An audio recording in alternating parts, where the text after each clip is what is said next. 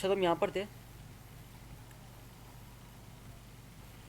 कि हमारी बॉडी थी, इसकी सारी जो एक्स वाई की साइड से थी जो कि पैरेलल थी, जो कि परपेंडिकुलर थी एक्स एक्सिस के और वाई एक्सिस के, उन पे हमारा प्रेशर अप्लाई हो रहा था। सही है। और यूनिफॉर्म प्रेशर अप्लाई हो रहा था जो कि 300 मेगा पास्कल था। उस प्रेशर की वजह से क्या हो रहा था, जो जेड वाली साइड थी वो कोई डिफॉर्म होगी।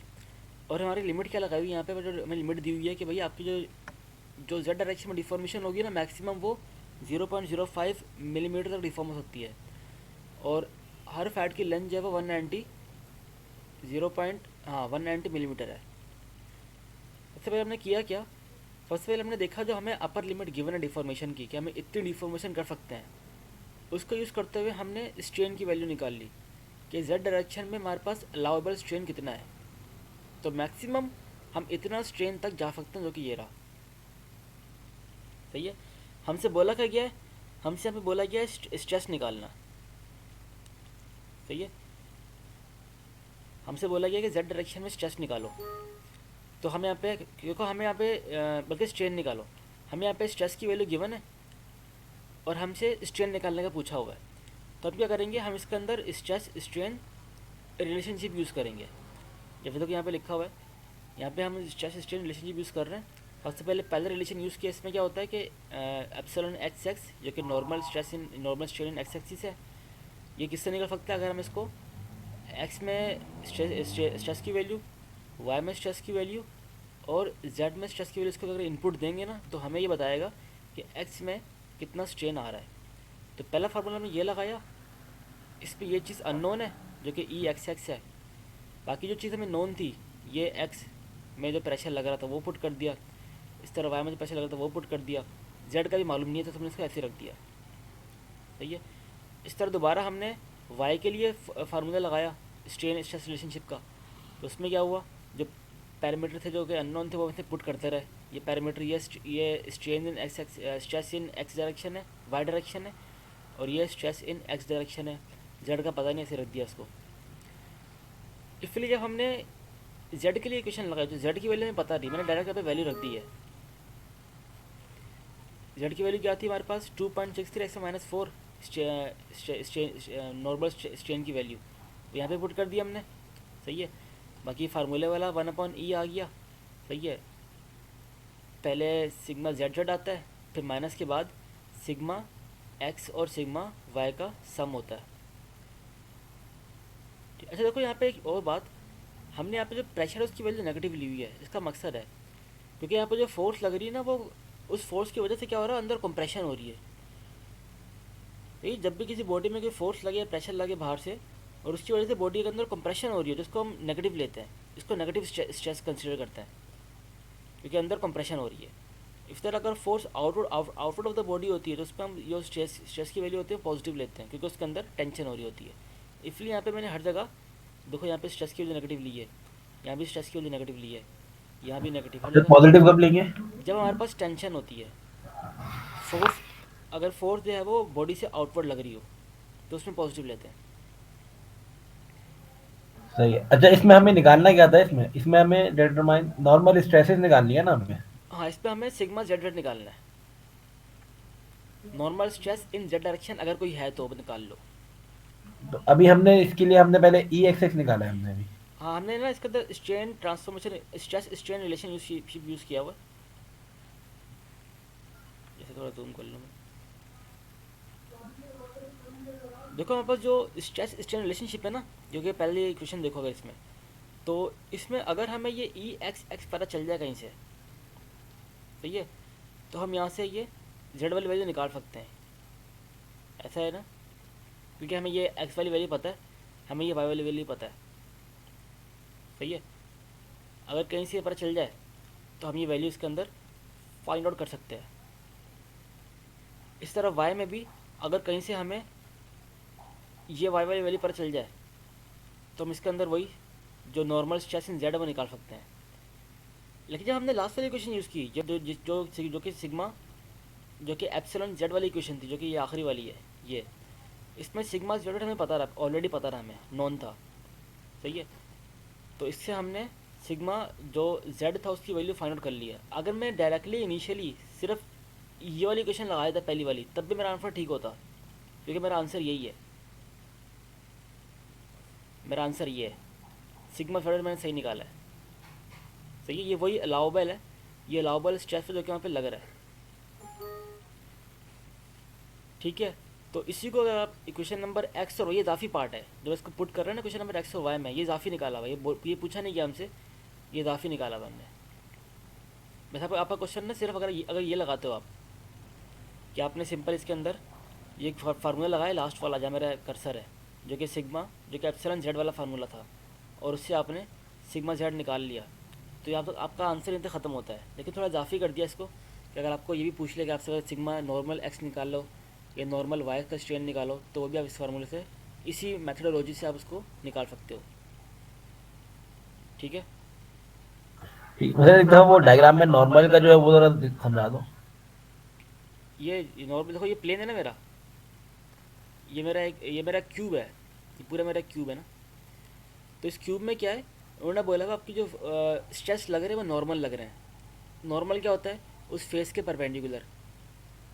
सही है ना, मेरे कौन कौन से face normal to X axis है, मेरा एक्स एक्सिस ये है, तो मेरा ये वाला फेस जो है वो एक्स एक्सिस के नॉर्मल है, पहला फेस ये, और दूसरा फेस मेरा इसके बिल्कुल ऑपोजिट यहाँ वाला जो कि छुपा हुआ है अभी, इस वाले फेस के बिल्कुल ऑपोजिट, इस वाले फेस के बिल्कुल ऑपोजिट, तो कि यहाँ पर होगा।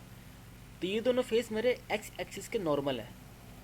इसी तरह ये वाला फेस और बिल्कुल इसके नीचे वाला फेस जो कि छुपा हुआ है, वो दोनों फेस मेरे वाई एक्सिस के नॉर्मल है। ये पूछ रहे थे। सही है, सही। सही है, मतलब उन्होंने ये बोला कि उस वाले फेस पर जो एक्स और वाई एक्सिस के नॉर्मल है उस पे ये वाले प्रेशर लग रहे हैं। हाँ ऐसे ही बोला है। सही। और जेड उस फेस पे जो कि जेड के परपेंडिकुलर है, नॉर्मल है, उस पर आप स्ट्रेस की वैल्यू फाइंड आउट करो, ये सवाल था।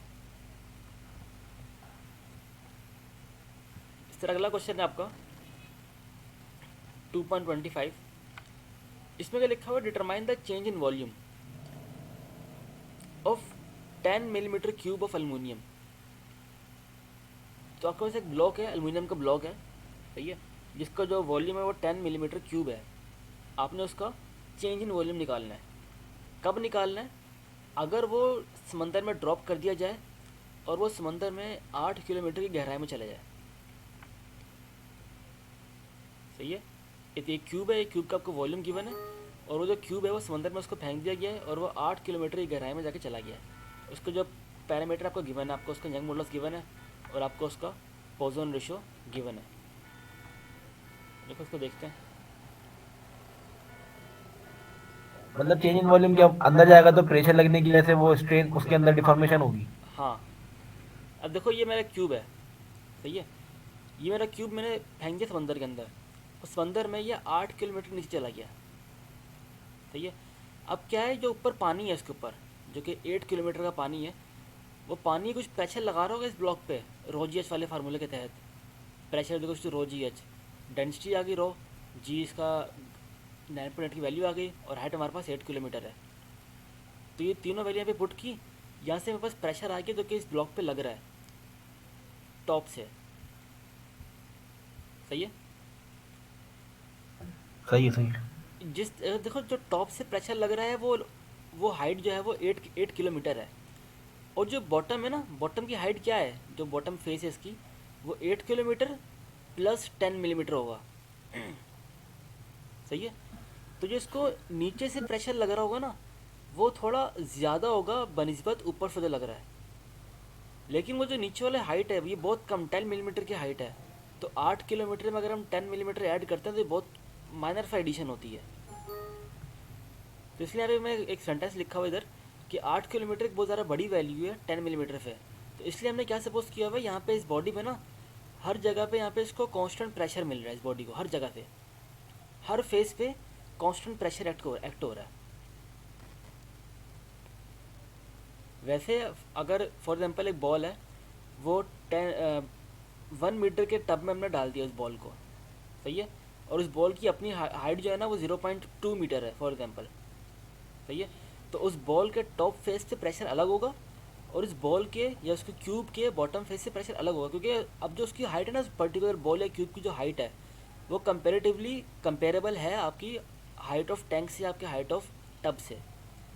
यहाँ पे जो इसकी हाइट है ना वो कंपेरेटिवली बहुत ज़्यादा कम है 8 किलोमीटर से। तो इसलिए हमने बिल्कुल सपोज कर लिया कि जो प्रेशर इसका ऊपर लग रहा है वही एग्जैक्टली सेम प्रेशर नीचे भी लग रहा होता है। सही है। लेफ्ट और राइट पे क्या होता है? वो भी सेम लग रहा होगा, हर हर हर पोजीशन में सेम, हाँ, पूरे वॉल्यूम पे सेम लग रहा सही होगा। है। सही है। ठीक है, ठीक है। अच्छा, अब जो जो बल्क यहाँ पे बात आ रही है बल्क डिफॉर्मेशन की ना, क्योंकि पूरी की पूरी body as a one volume, क्योंकि पूरी बॉडी पे सेम प्रेशर अप्लाई हो रहा है, तो पूरी बॉडी पे एक साथ बल्क डिफॉर्मेशन आ रही है। सही है। तो यहाँ पे जो कॉन्सेप्ट आएगा बल्क डिफॉर्मेशन का कॉन्सेप्ट आएगा कि बल्क डिफॉर्मेशन हो रही है, और जो बल्क डिफॉर्मेशन तो उसका पढ़ते हमने उसको के से रिलेट करते हैं, के से। तो के बराबर होता है चेंज इन प्रेशर, ये जो बल्कि चेंज इन सिर्फ प्रेशर है, pressure divide by fractional change in volume. ये फार्मूला आता होता है आपके पास बल्क डिफॉर्मेशन का, ये pressure divide by fractional change in volume. या फिर इसको ऐसे पढ़ सकते हो कि strain in volume, volumetric strain भी पढ़ सकते हैं इसको आप। ठीक है। या फिर इसको फ्रैक्शनल चेंज इन वॉल्यूम भी पढ़ सकते हैं इसको। तो इस फार्मूले के एतबार से आपको ये चीज़ नोन है कि इसका इनिशियल वॉल्यूम कितना है क्यूब का, और आपको प्रेशर भी पता है कि इस बॉडी पे प्रेशर कितना लग रहा है ओवरऑल हर जगह से। आपको change in volume find out करना है। अगर आपको ये बल्क मॉडुलस या बल्क डिफॉर्मेशन के ये मॉडुलस इसकी अगर आपको वैल्यू पता चल जाए कहीं से, तो आप ये उसको इस फार्मूले में पुट करोगे, आपके पास डेल्टा भी आ जाएगा। इसको फाइंड आउट करने के लिए आपके पास दो चीज़ें गिवन है, आपके पास यंग मॉडुलस गिवन है और आपके पास पॉइसन रेशो भी है। तो इन दोनों को वो टेबल यूज़ करते हुए हम इस फार्मूले में रखेंगे। ये टेबल से वैल्यू निकालिए, फार्मूला टेबल से लिया गया है। यहाँ से हम बल्क मॉडुलस की वैल्यू निकाल लेंगे, उसको रखेंगे इक्वेशन नंबर एक्स में। इससे हमारे पास जो चेंज इन वॉल्यूम है वो आ जाएगा, हमारा जो वॉल्यूम इतना चेंज हो रहा है। सही है। ये प्रेशर में नेगेटिव किस साइन क्यों है? क्योंकि देखो ये प्रेशर जब लग रहा है इस बॉडी पे, तो वो कंप्रेसिव कंप्रेशन का कॉज करेगा ना। ये वो जो पिछले सवाल में जैसे हुआ था। हाँ, यहाँ भी कंप्रेशन, ये जो चेंज इन वॉल्यूम है ये कंप्रेशन कॉज कर रहा है। हाँ, कंप्रेशन होगी, सही। सही है।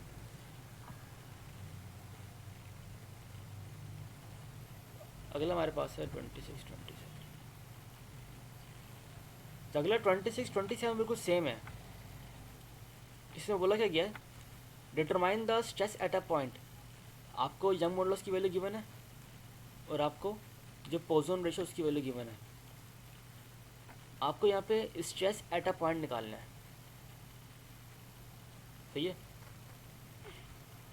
कोई मशीन कंपोनेंट है और जिसमें जो कार्टेशियन कंपोनेंट की वैल्यू आपने उठानी है एग्जांपल नंबर 2.5 से। तो एग्जांपल नंबर क्वेश्चन नंबर 2.5 में आपके पास ये वैल्यू गिवन है, strain in X, strain in Y और स्ट्रेन इन जेड, और शेयर स्ट्रेन की तीनों वैल्यू को गिवन है। तो मैंने बोला इन तीनों वैल्यूज़ को यूज़ करते हुए ना, इन 6 की 6 वैल्यूज़ को यूज़ करते हुए आपने strain at a particular point निकालना है। तो ये सिंपल क्वेश्चन है। ये देखो आपको ये छः चीज़ें नोन है आपको, ये ऊपर वाली। सही है। और आपको मटेरियल की प्रॉपर्टी गिवन है, आपको सारे के सारे स्ट्रेन गिवन है। आपने करना क्या है, इन हर स्ट्रेन से आपने स्ट्रेस निकालना है, स्ट्रेस एट पॉइंट। सही है। इसमें क्या निकालोगे, स्ट्रेस इन एक्स एक्स जो कि नॉर्मल स्ट्रेस, तीनों नॉर्मल स्ट्रेस निकालोगे एक्स वाई जेड के, और तीनों शेयर स्ट्रेस भी निकालोगे, tau X Y, tau Y Z, tau Z X. तो इसमें वही आपको, क्योंकि देखो करना क्या है, इसमें आपने स्ट्रेन से स्ट्रेस में ट्रांसफॉर्म होना है ना आपने। तो इसके अंदर हम लोग स्ट्रेस स्ट्रेन रिलेशनशिप यूज़ करेंगे या stress strain transformation equation use करेंगे। तो यहाँ पे देखो मैंने स्ट्रेस एक्स निकालने के लिए मैंने stress strain transformation equation use की है। इसमें जो चीज़ें मुझे पता होनी चाहिए तो मुझे नॉन है, ये स्ट्रेन इन एक्स मालूम है मुझे, मुझे स्ट्रेन इन वाई मालूम है, स्ट्रेन इन जेड मालूम है। तीनों वैल्यू जो यहाँ रखेंगे तो मेरे पास स्ट्रेस इन एक्स आ जाएगा।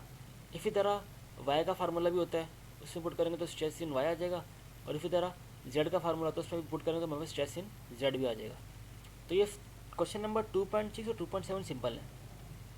तो इसमें हमें शेयर स्ट्रेस भी निकालने होंगे। हाँ वो भी निकाल लेंगे, उसका भी फार्मूला है।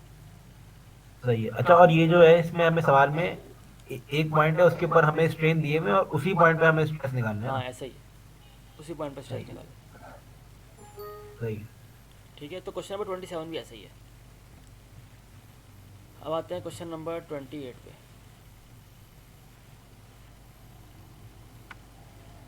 इसमें क्या लिखा हुआ है, आपको कार्टिजन कंपोनेंट गिवन है स्ट्रेस के। अब देखो यहाँ पे आपको सारे स्ट्रेस गिवन है।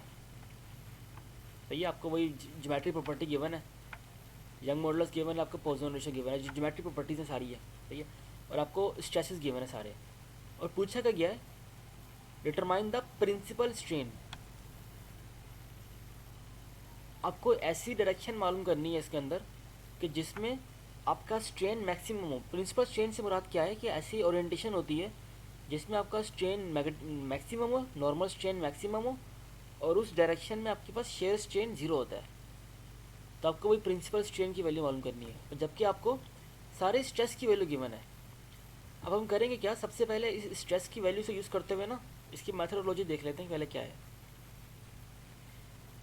हमें यहाँ पे स्ट्रेस के सारे कंपोनेंट गिवन है, हालांकि हमें स्ट्रेट फॉरवर्ड यहाँ पे स्ट्रेन के कंपोनेंट गिवन होने चाहिए थे, लेकिन हमें स्ट्रेन के कंपोनेंट नहीं गिवन, हमें स्ट्रेस के गिवन है। तो करेंगे क्या, सबसे पहले हम स्ट्रेस से ना by using stress strain relationship या स्ट्रेस स्ट्रेन ट्रांसफॉर्मेशन इक्वेशन हम लोग सारे स्ट्रेन निकालेंगे।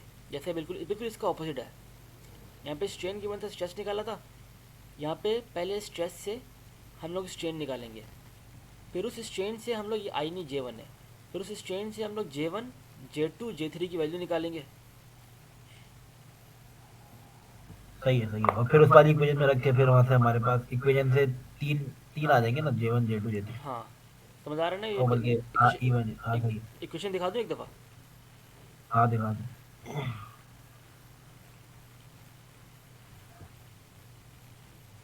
देखो देखो, ये जो हमारे पास तीन स्ट्रेस स्ट्रेन आएंगे ना, वो J1 J2 J3 उससे निकालेंगे, ये तीनों पैरामीटर निकालेंगे। ये तीनों पैरामीटर निकालने के बाद इसको पुट करेंगे इस इक्वेशन में। फिर जब इसको सॉल्व करेंगे ना, हमारे पास जो एप्सिलॉन होगा, एप्सिलॉन की तीन वैल्यू आ रही होंगी। सही है, उसमें जो सबसे मैक्सिमम वैल्यू होगी ना एप्सिलॉन की, वही हमारा मैक्सिमम शेयर स्ट्रेन होगा, मैक्सिमम नॉर्मल स्ट्रेन होगा, मैक्सिमम नॉर्मल स्ट्रेन। सही है, अच्छा, जो बाकी जो दो वैल्यूज हैं वो भी जिस प्लेन में आएंगे उस प्लेन में भी शेयर स्ट्रेन जीरो होगा। कौन सी बाकी दो वैल्यू? भाई एक तो मैक्सिमम वैल्यू आई है, हाँ हाँ अब वो मैक्सिमम वैल्यू किसी प्लेन में होगी, उस प्लेन में हमारा शेयर स्ट्रेन जीरो होगा। हाँ। अब बाकी जो दो वैल्यूज हैं इसकी। अब देखो 3D बात में इसे समझाता हूँ। देखो 3D में जब बनाते हैं ना मोहर सर्कल, वो कुछ ऐसे बनता है। ये तो मोहर सर्कल आपका 2D का मोहर सर्कल है। मोहर सर्कल में होता है कि यहाँ पे आपके पास स्ट्रेन की वैल्यू होती है, सही है, और यहाँ पे आपके पास शेयर स्ट्रेन की वैल्यू होती है। सही है, ये जो पॉइंट होता है ना आपका, ये वाला पॉइंट, मोहर सर्कल का ये वाला पॉइंट, ये आपके पास मैक्सिमम टेंसाइल स्ट्रेस होता है, मैक्सिमम टेंसाइल स्ट्रेन बोल दो यहाँ पे, जो कि बॉडी से बाहर निकल रहा है। सही है। खा लूँगा वो। ये दूसरा पॉइंट है ना, ये दूसरा पॉइंट है हमारा, नहीं भी ख़त्म नहीं। ये दूसरा पॉइंट है ना, ये वाला पॉइंट, ये हमारे पास कंप्रेशन में आया था। ये जैसे फॉर एग्जाम्पल बॉडी है, इस बॉडी पे फोर्स लगा रहे हैं हम, इस बॉडी पे मैं यहाँ से फोर्स लगा रहा हूँ, और इस बॉडी को मैं यहाँ से ही फोर्स लगा रहा हूँ। फोर्स लगाने की वजह से क्या होगा कि जो इसकी ये वाली साइड है ना, ये वाली साइड्स, लेफ़्ट और राइट वाली साइड्स, यहाँ पे तो कंप्रेशन होगी, लेकिन जो इसकी ये वाली साइड्स हैं, यहाँ पे इनकी टेंशन होगी, एक्सपेंशन होगी यहाँ से। सही है। सही है, तो होता क्या है कि यहाँ पे अंदर जाएगी बॉडी, यहाँ से बॉडी बाहर निकलेगी। जहाँ से बॉडी बाहर निकलती है ना, वहाँ पे स्ट्रेन पॉजिटिव होता है, और जहाँ बॉडी अंदर जाती है वहाँ पे स्ट्रेन कम होता है, नेगेटिव होता है, कुछ भी हो। सही है, तो यहाँ पे जो आपके स्ट्रेन की जो मैक्सिमम वैल्यू होती है ना, ये वाली जो पॉइंट होता है आपका मोहर सर्कल का, और ये वाला पॉइंट होता है, ये दोनों दो पॉइंट है। अगर 3D में मोहर सर्कल ऐसे बनता है कुछ, अंदर भी दो सर्कल बन जाते हैं 3D में। अब यहाँ पे आपके पास तीन पॉइंट्स आ गए। पहला पॉइंट तो मैं थोड़ा पेन चेंज कर लेता हूँ। पहला पॉइंट तो आपका ये है, जो कि मैक्सिमम है। दूसरा पॉइंट आपका ये है। तीसरा पॉइंट आपका ये नया पॉइंट आ गया है, तीसरा पॉइंट आपका। तो यहाँ पे जो लिखा हुआ है ना e⁻³ जो लिखा हुआ है, इसका केवल जो तीन जो स्ट्रेन आते हैं वो तीन स्ट्रेन आपके पास ये आते हैं। पहला स्ट्रेन ये आता है, दूसरा स्ट्रेन आपके पास ये आता है, और तीसरा स्ट्रेन आपके पास ये वाला आता है। अब इसमें सबसे बड़ी वाली वैल्यू होती है, सबसे बड़ी वैल्यू ये होती है हमारे पास, उसको हम बोलते हैं कि वो मैक्सिमम स्ट्रेन है। उससे कम वैल्यू फिर ये होती है, ये उसी 3D के ओरिएंटेशन में दूसरे प्लेन पे होती है। अगर ये आपके पास एक्स प्लेन में होगा ना, तो ये वाई प्लेन में होता है, और ये जेड प्लेन में होता है। इसलिए ये तीन वैल्यू आती है आपके पास। समझ आया? सर ये तीनों वैल्यू जो है हमारे पास, ये नॉर्मल स्ट्रेन की आई है ना? हाँ, तीनों अब वो वैल्यू। भले टेंसाइल हो या फिर कंप्रेसिव हो। हाँ, ऐसे ही है, नॉर्मल स्ट्रेन की आई है। और ये जिस जिस प्लेन में आई है, तीनों अलग अलग प्लेन में आई है, हाँ, ऐसे ही है। तो उस तीनों प्लेन्स में हमारे पास शेयर स्ट्रेस जीरो होगा क्या? उस तीनों, हाँ हाँ, ऐसा ही है। इन तीनों ओरिएंटेशन में, हाँ ऐसा ही है। इस प्लेन पे भी, इस पे भी, और इस पे भी, हाँ ऐसा ही है। इन तीनों ओरिएंटेशन में आपके पास वो जीरो होगा, ऐसा ही है। अच्छा, वो जो हमने उसमें स्ट्रेस बारे में, ये जो बीच वाला पॉइंट है, इसको ऊपर लेके आते तो फिर वहां से हमारे पास शेयर स्ट्रेस निकलती है। यहाँ पे हाँ, जैसे ये पॉइंट निकल, देखो ये क्या है, पूरा सर्कल है ना आपके पास ये, तो ये चीज़ आपका सर्कल का रेडियस बन जाएगा। सही। ये रेडियस है ना। हम्म। तो क्या करते हैं हम, इस वाली वैल्यू जो यहाँ पे वैल्यू होती है, इसको सपोज कर लो ए वैल्यू है इसका नाम, और इसका नाम बी है। तो अगर हमें वो वैल्यू निकालनी होती है ना, कैसे निकालते हैं, वो a+b/2 कर देते हैं, लेकिन ये a-b, ए माइनस, a-b सही है, हाँ, सही। Divide by 2। A minus B से डायमीटर आ जाएगा, हाँ, उसको 2 से डिवाइड कर देंगे। तो बस ये हमारे पास ये जो शेयर स्ट्रेन की वैल्यू आती है यहाँ से। ठीक है, जो ठीक है, तीन ठीक वैल्यू आती है ना, उसका कॉन्सेप्ट ये है थोड़ा मोर सर्कल वाला। ठीक है।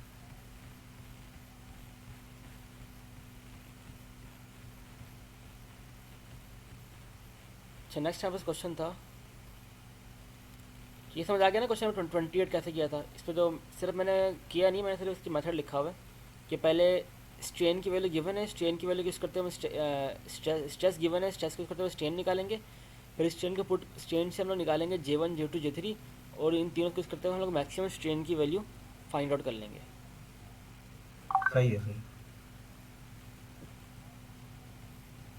अच्छा, नेक्स्ट हमारे पास क्वेश्चन नंबर, इसको स्किप कर रहा हूँ अभी मैं, ये काफ़ी इंपॉर्टेंट क्वेश्चन है, ये एक अलग से क्लास में कराऊंगा ये, तो ये इंपॉर्टेंट है, इसको भी स्किप कर रहे हैं। ठीक है, ठीक। तो ये, और ये दो क्वेश्चन ये स्कोप से बाहर है, सर ने मना कर दिया था करने से।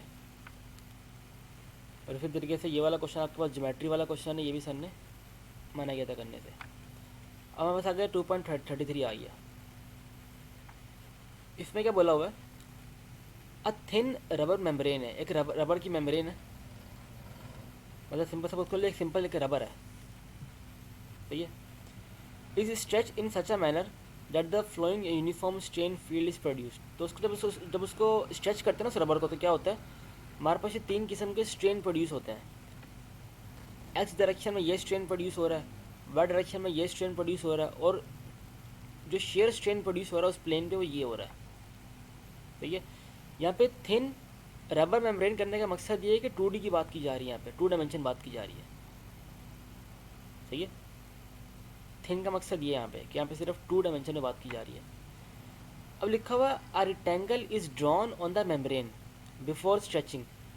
अब उस रबर की जो मेम्ब्रेन थी ना, उसको स्ट्रेच करने से पहले उस मेम्ब्रेन में ना एक रेक्टेंगल बना दिया गया था उस मेम्ब्रेन के ऊपर।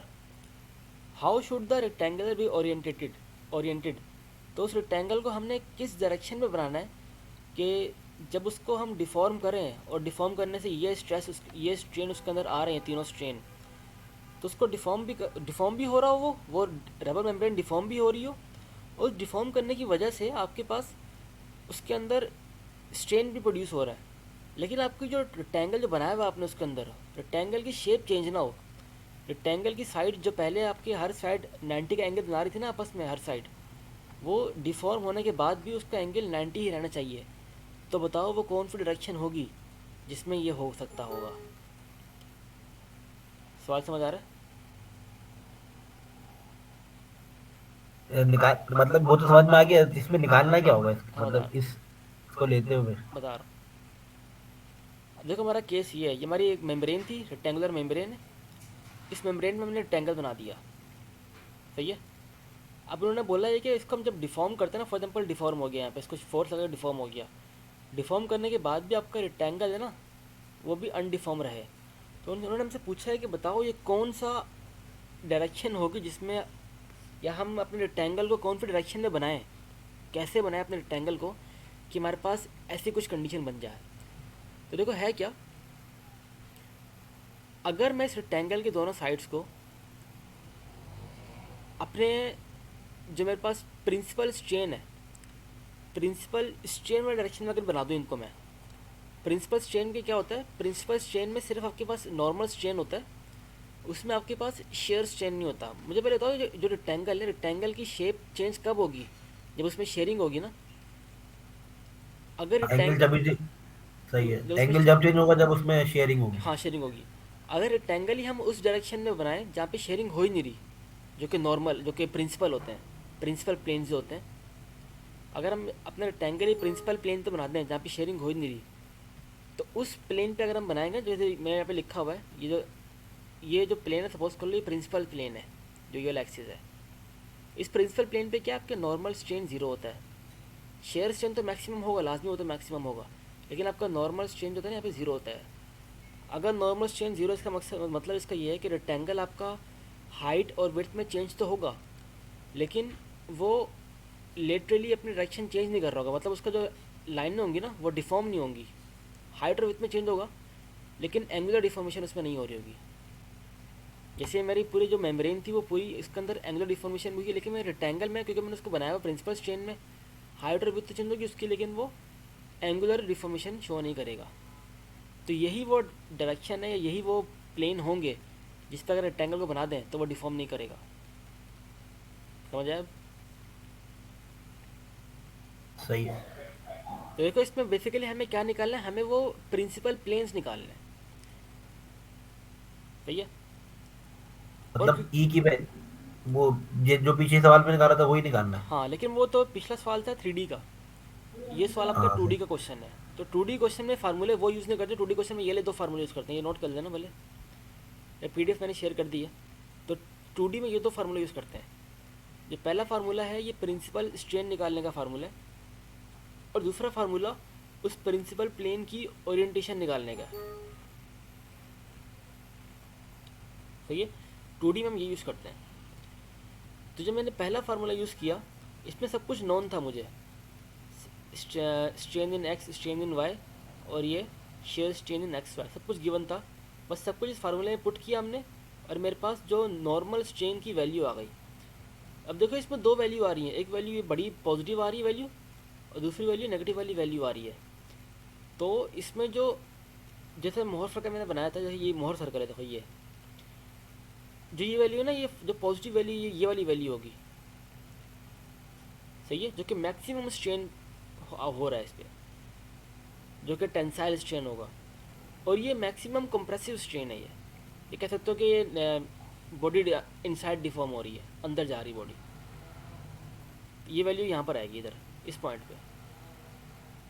इस तरह 3D में, अब हम 3D में तीन वैल्यू आती है हमारे पास, उसमें एक वैल्यू यही होती है, दूसरी वैल्यू होती है, तीसरी वैल्यू इनके कहीं इन बिटवीन दिस यहाँ पे लाई कर रही होती है। जिस तरीके से हमने यहाँ पे नॉर्मल स्ट्रेन की वैल्यू निकाली, इस तरह उसके एंगल भी निकाल लेते हैं। एंगल का फार्मूला में सिर्फ वैल्यूज पुट की, आपके पास ये एंगल है।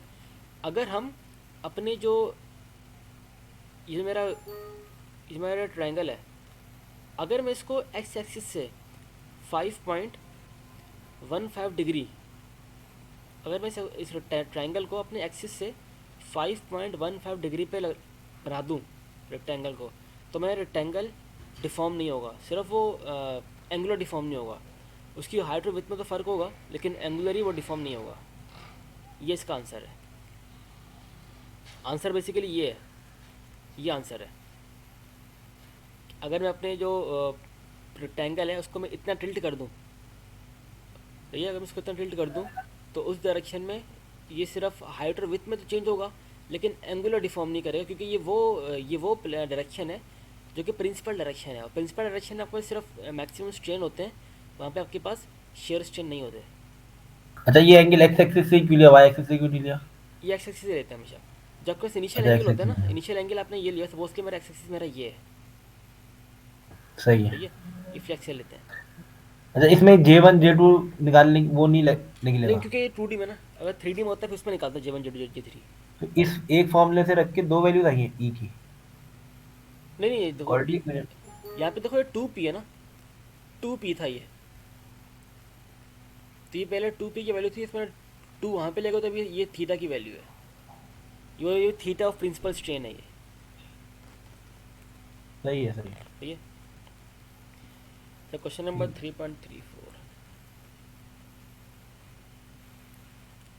ये क्वेश्चन हमारे पास क्वेश्चन नंबर 3.34, इसमें क्या बोल रहा है, अ थिन रेक्टेंगुलर एल्यूमिनियम, जिसके आपके पास वैल्यू गिवन है यंग मॉडुलस की, और आपके पास पोजन रेशियो की वैल्यू गिवन है, सही है। और उसका जो आपको ना एक प्लेट है जिसका डायमेंशन ये है, मतलब लेंथ 75 है और उसकी जो हाइट है वो 100 मिलीमीटर है, is acted upon bye a two dimensional stress distribution which produce a following uniform distribution of strain.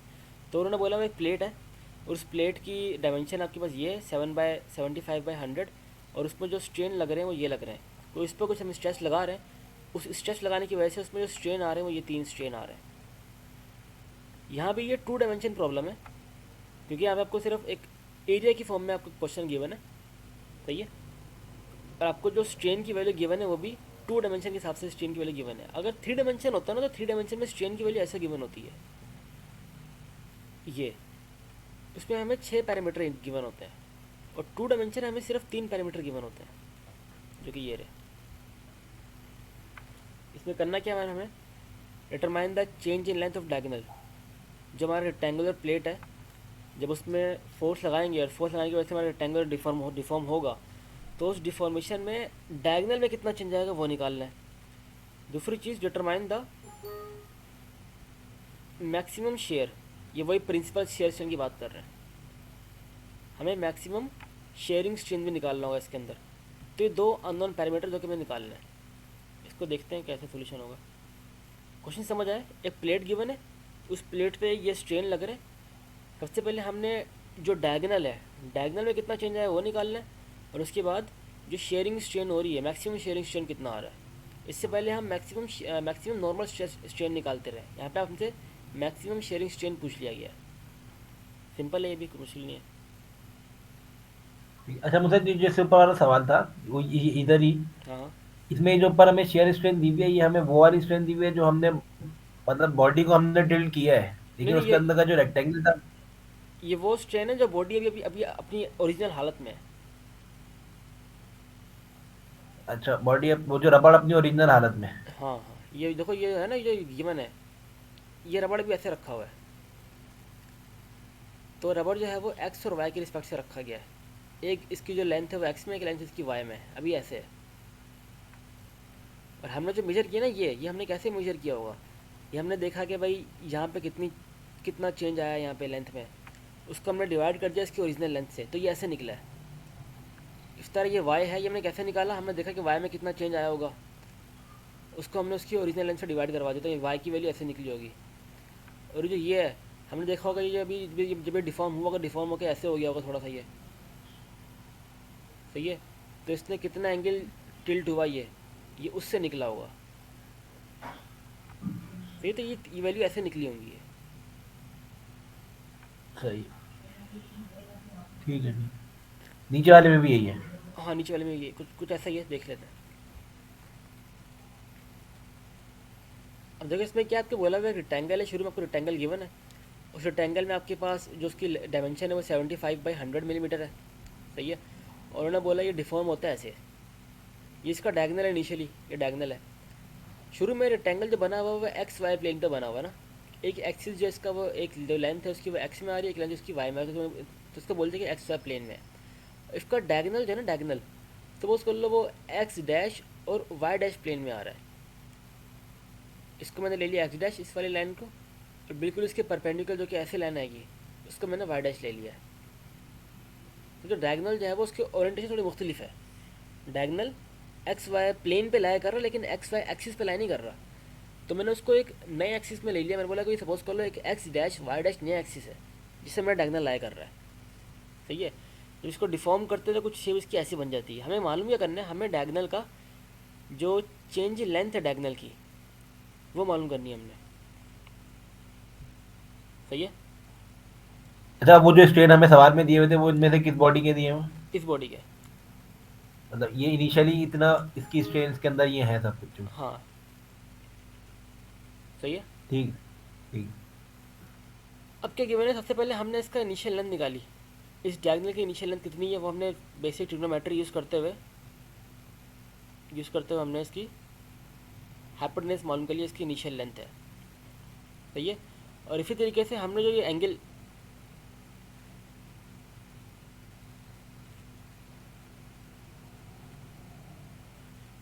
इसी तरीके से जो एंगल है ये वाला एंगल, ये एंगल भी हमने बेसिक ट्रिग्नोमेट्री यूज़ करते हुए निकाला है 53.13।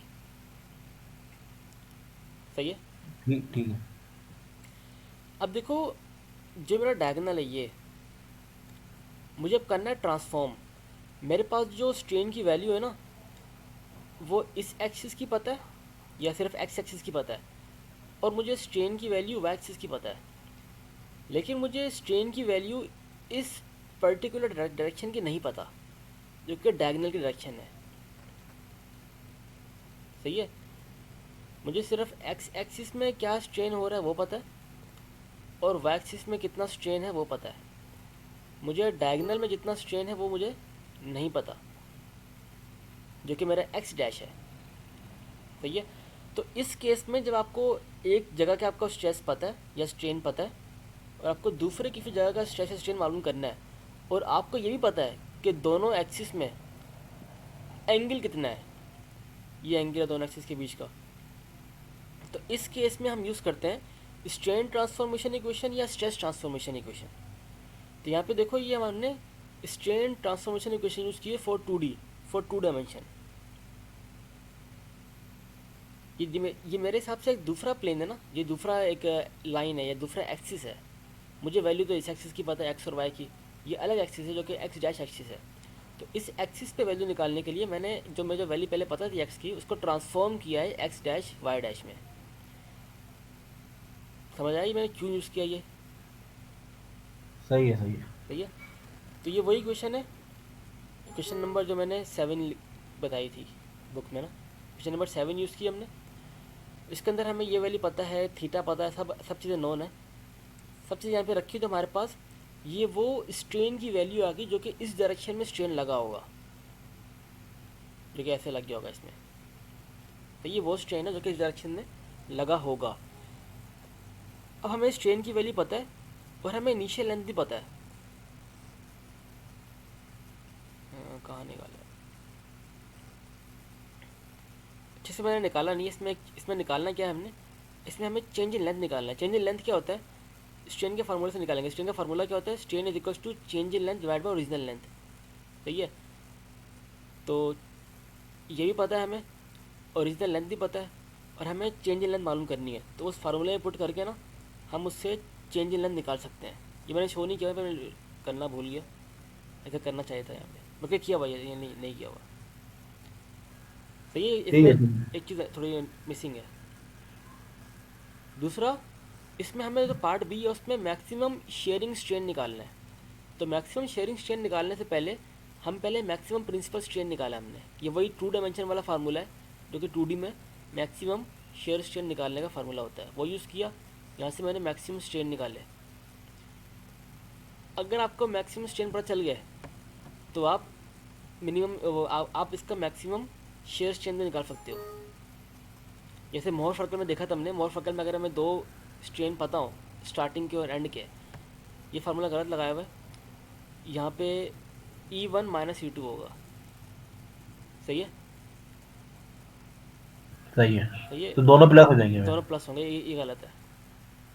ठीक है, ये गलत है। ठीक। ये दोनों ठीक प्लस है। होंगे तो वो आंसर कुछ हो रहा होगा इसका।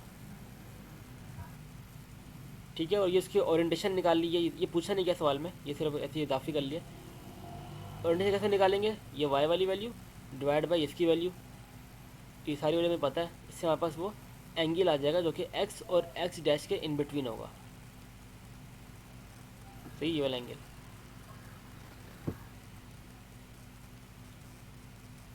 ये एंगल।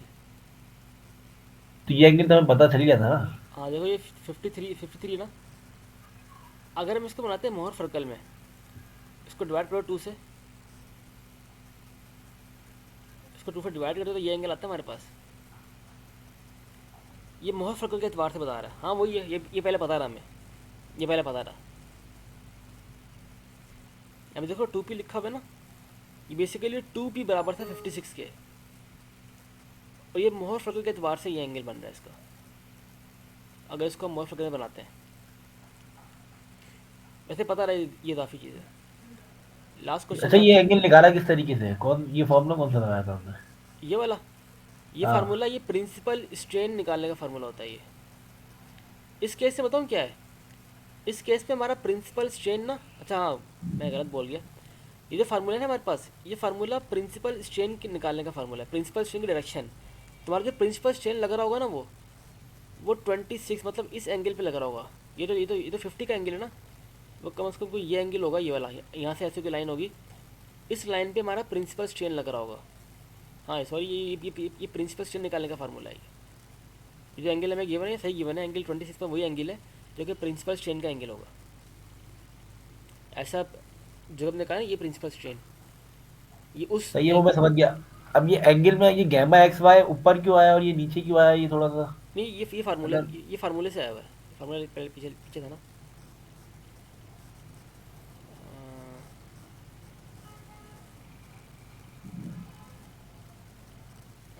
मतलब अगर हमें मैक्सिमम वाली दिए में हो, हम्म। मैक्सिमम दिए में हो हमें, तो फिर हम उस वाले फॉर्मूले से एंगल निकाल सकते हैं कि मतलब इतने एंगल में हमारा प्रिंसिपल वो होगा। देखो ये दो फार्मूले हैं, ये दो फार्मूले ना प्लस 2 डायमेंशन के फार्मूले। जो पहला फार्मूला है ना, इससे आप प्रिंसिपल स्ट्रेन निकालते हो, और दूसरे फार्मूले से आप उसकी ओरिएंटेशन निकालते हो।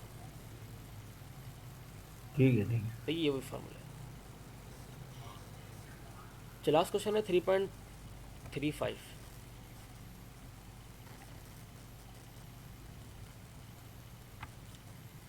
इसमें क्या लिखा हुआ है, फॉर एलुमिनियम, एलुमिनियम के आपको जो यंग मॉडल्स गिवन है, shear strain given, Poisson ratio given है, सही है। अब इसमें बोला हुआ undergo plane stress condition. Plane stress condition क्या होती है, ये कंडीशन आपकी प्लेन स्ट्रेस कंडीशन होती है, जिसमें आपके पास normal stress in z zero होता है, और सारे जो शेयर स्ट्रेस होता है जिसमें जेड इनकॉर्पोरेट होता है वो भी ज़ीरो होता है। आपको ये दो वैल्यू गिवन है, और आपको तीसरी वैल्यू निकालनी है। तो इस केस में हमने पढ़ा था लास्ट फार्मूला ये वाला। हाँ, मुझे इस एक अलग से फॉर्मूला लिखा हुआ हाँ, था। इस केस में ये वाला फार्मूला यूज़ होगा कि देखो हमें ये एप्सिलॉन एक्स की वैल्यू पता है और एप्सिलॉन वाई की वैल्यू पता है, हम इस पर ये वैल्यू निकाल लेंगे। सिंपल इसमें ड्रैग पुट करना है, ये वैल्यू पुट करनी है। ये फार्मूला ख़ास तौर पे प्लेन स्ट्रेस प्रॉब्लम के लिए बना हुआ है। ठीक है, हो जाएगा ये भी।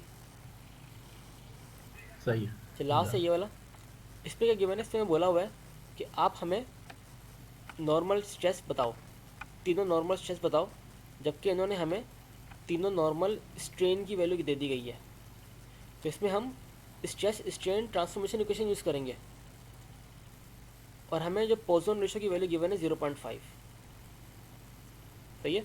वैसे अमूमन पोजन रेशो की वैल्यू इतनी बड़ी नहीं होती। अगर हम यहाँ पे गौर करें, देखो यहाँ पे जो पोजन रेशो की वैल्यू है ना, इस वाले माउस कहाँ गया, देखो यहाँ पे जो पोजन रेशो की वैल्यू है हमारे पास, ये तो मैक्सिमम 30 की रेंज में लाई कर रहे होते, 0.30 की रेंज में। सबके जितने भी पास मेटल्स है ना, मेटल्स, अक्सर मेटल्स में जो पोजन रेशो की वैल्यू होती है वो 30 की रेंज में, 0.3 की रेंज में लाई कर रही होती है।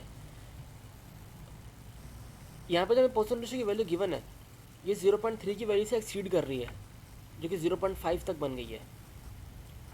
तो इससे हमें एक बात पता चल रही है कि ये मेटल तो नहीं होगा, क्योंकि इसमें पोजन रेशो की वैल्यू 0.3 से एक्सीड कर रही है। जैसे अगर हम इस टेबल पे देखें, तो इस टेबल पे एक वैल्यू 0.4 है, वो 0.4 मेटल नहीं, प्लास्टिक है, सही है। तो मेटल्स की आमतौर पे जो रेंज होती है पोजन रेशो की वो 0.3 की रेंज में लाई कर रहा होता है। यहाँ पे थोड़ा मुख्तलिफ है। तो ये सवाल ज़रा हट के है, इसको देखते हैं कैसे सॉल्व होगा। यूज़ हमने अरे वही इसमें करना ई है। भी नहीं दिया हुआ। क्या नहीं, हाँ ई भी नहीं दिया हुआ, ई भी नहीं दिया हुआ। ई की ज़रूरत पड़ने नहीं वाली वैसे, क्योंकि थोड़ा थोड़ा सवाल ज़रा हट के है। मैं दिखाता हूँ। 36 देखो ये है, हमने यहाँ पे ना ये चीज़ हमने निकालनी, तीनों चीज़ें।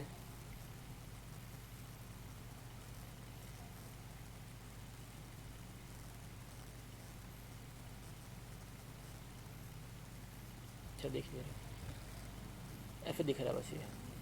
अब देखो यहाँ पे हमें स्ट्रेन गिवन थे, हमें स्ट्रेन और स्ट्रेस निकालने थे, जबकि हमें पोजन रेशो गिवन था।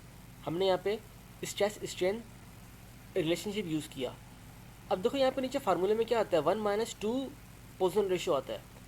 जब यहाँ पे हम पोजन रेशो को जगह 0.5 पुट करेंगे तो क्या होगा, ये पूरी चीज़ ज़ीरो हो जाएगी।